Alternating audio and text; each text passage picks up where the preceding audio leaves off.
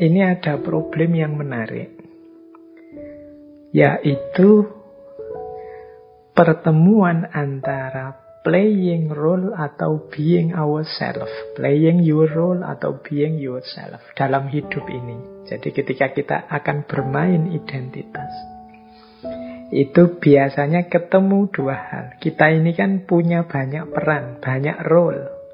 Kita ini mahasiswa, kita ini kakak, kita ini orang tua, kita ini anak, kita ini mungkin anggota lembaga apa, ketua lembaga apa. Ini kan role-role, peran-peran yang harus kita mainkan di tengah masyarakat.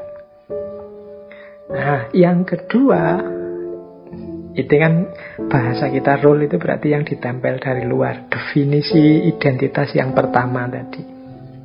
Tapi ada juga being yourself, dorongan dalam diri kita sendiri yang kita inginkan, passion kita, kemudian apalagi kecocokan, kenyamanan kita. Ini kan namanya being yourself. Nah, dalam hidup kita, ketika kita menghidupkan identitas-identitas, ini bertemu dua hal ini. Memainkan peran dan menjadi diri kita sendiri. Alhamdulillah, kalau peran yang kita mainkan itu cocok dengan passion kita, keinginan kita, being kita.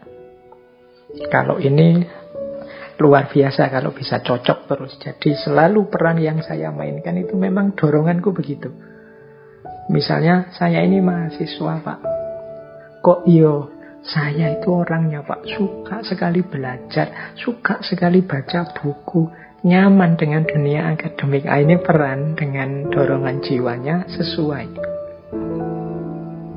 Yang sulit adalah ketika antara playing role dengan being ourselves ini berbeda. Ketika peran yang kita mainkan tidak cocok dengan dorongan diri kita, tapi terpaksa kita lakukan. Jadi saya itu sebenarnya suka bisnis, tapi kok terpaksa jadi PNS, akhirnya harus kerja seperti ini misalnya. Nah, ini kan berlawanan antara being dalam diri kita, dorongan diri kita dengan peran yang kita mainkan. Ada kalanya juga misalnya saya malas belajar sebenarnya, Pak. Saya itu kalau membaca buku tidak betah, Pak. Tapi kok saya ini mahasiswa. Kalau mahasiswa kan memang tuntutan perannya begitu. Nah, ini kan ada clash antara peran dengan hakikat diri. Ini nanti panjang sebenarnya membahas ini. Jadi bagaimana manage ketika sesuatu itu tidak nyambung. Yang pertama, rumusnya sebenarnya jangan lupa bahwa baik peran maupun passion, kecenderungan jiwa kita itu dua-duanya bukan harga mati. Jadi dua-duanya bisa ditawar. Jadi peran kita itu kan bukan harga mati juga. Misalnya kita mahasiswa tapi nggak cocok dengan lo, emangnya opo kita wajib jadi mahasiswa? Itu kan bisa saja, teman, sudahlah saya resign saja, saya mundur saja, tidak usah jadi mahasiswa, mau saya tidak nyaman. Keberhasilan hidup kan tidak melulu ditentukan oleh ijazah kemahasiswaan kita. Meskipun saya juga tetap belajar, tapi kan tidak harus jadi mahasiswa. Belajar saya belajar kehidupan misalnya.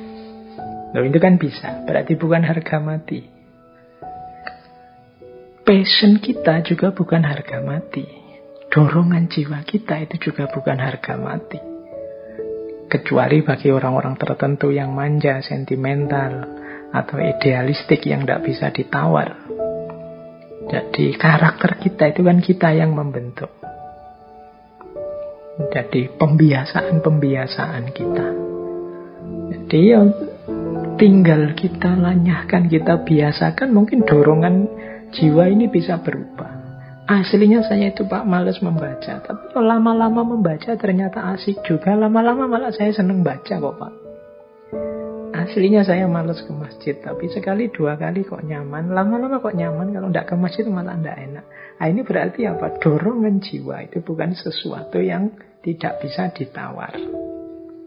Jadi seandainya kelas pun tidak masalah, teman-teman ingin menghidupkan atau memperjuangkan yang mana. Tergantung prinsip-prinsip ideal dalam hidup yang ingin kita jalankan. Yang kedua, pastikan dalam kelas tadi, pertemuan antara peran dengan diri kita itu dua-duanya memang isinya kebenaran. Yo kalau salah satu keburukan, yo yang harus ditinggal adalah yang buruk dan yang salah. Entah di posisi mana kebaikan dan kebenaran itu yang harus kita hidupkan. Misalnya dorongan jiwaku yang salah, peranku ini benar baik, ya tetap harus kita mau mengalahkan dorongan jiwa yang salah tadi. Saya inginnya senang-senang saja kok Pak, tidak mau kawin sih, mau asik-asik saja, itu dorongan jiwaku.